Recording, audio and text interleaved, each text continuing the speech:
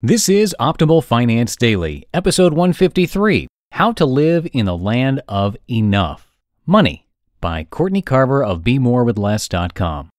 Get ready to maximize your potential with Optimal Finance Daily, the podcast that brings you the best content in personal finance 5 days a week. Your optimal life awaits. Now here's your host, Dan Warren.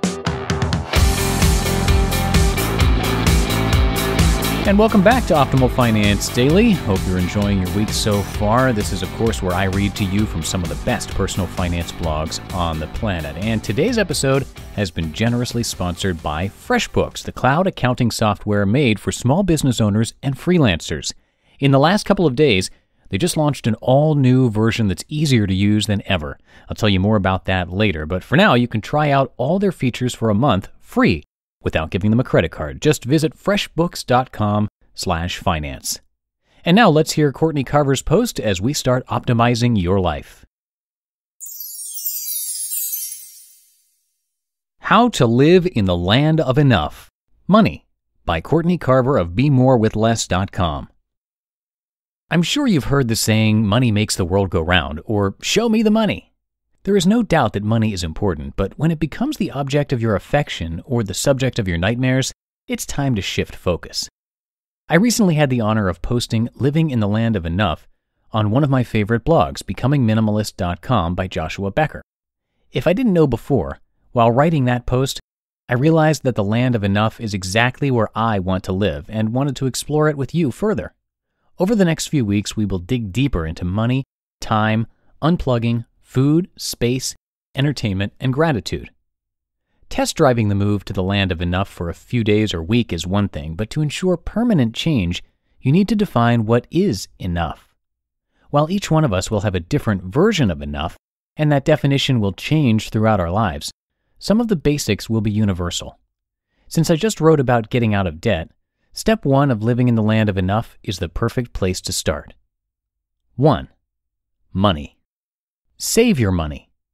There is no need for credit cards or therapeutic shopping in the land of enough. There are also no overdraft fees or ATM charges.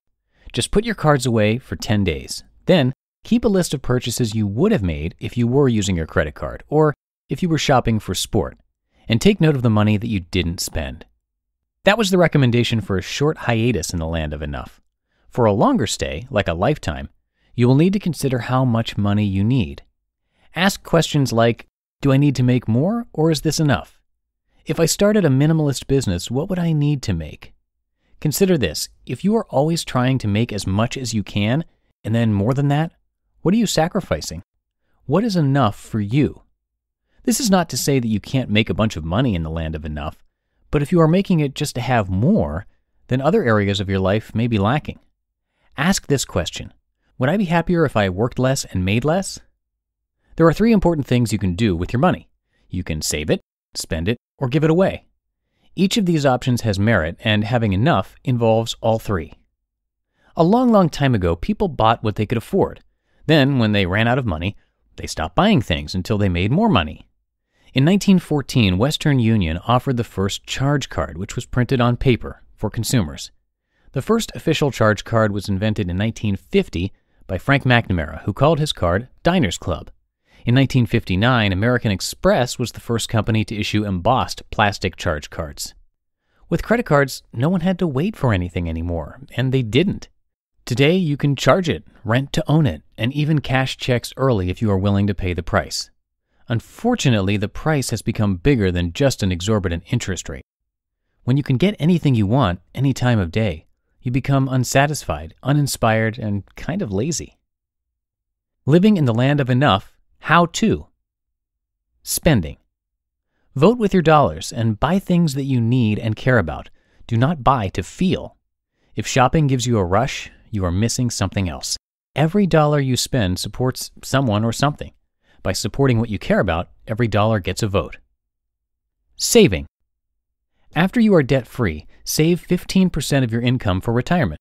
It's never too late to start, but the sooner the better. Compound interest is your friend. Giving. When you have enough, you can give to someone who doesn't. Give to an individual or organization that you support. Your dollars may change a life. Let the way you manage your money be a reflection of who you are and how you want to live your life. With spending, saving, and giving, do it simply and do it on purpose. What would you change about money to make your world or the world a better place? You just listened to the post titled How to Live in the Land of Enough, Money by Courtney Carver of BeMoreWithLess.com. And once again, this episode has been sponsored by FreshBooks. Now, if you're a freelancer, this might sound familiar. You're racing against the clock to wrap up 3 projects, prepping for a meeting later in the afternoon, all while trying to tackle a mountain of paperwork. Sounds like a typical day. It's challenging, but we and our friends at FreshBooks believe it's totally worth it. In the last few years, opportunities to become self-employed have skyrocketed. And to meet this need, FreshBooks has launched an all-new version of their cloud accounting software. It's been redesigned from the ground up and custom-built for exactly the way we work. It's the easiest way to be more productive, organized, and to get paid faster than ever before. You can create and send professional-looking invoices in less than 30 seconds, set up online payments in just a couple of clicks, see when your client has seen your invoice, have late payment reminders sent, and a lot more. And just for being a listener of this show, you can get a 30-day unrestricted trial of all the features. Just visit freshbooks.com/finance and enter Optimal Finance Daily in the How Did You Hear About Us section. And tomorrow here on the show, we'll be hearing a post from our good friend, Mr. Money Mustache, all about mortgages, so you won't want to miss that one. Have a great rest of your day, everybody, and I'll see you tomorrow where your optimal life awaits. Hello, Life Optimizer. This is Justin Malik, creator and producer of this podcast, but also Optimal Living Daily, the show where I read to you from even more blogs covering finance, productivity, minimalism, personal development, and more from incredible bloggers like Derek Sivers, Zen Habits, Mark and Angel, The Minimalists, and all the ones you hear on this show too.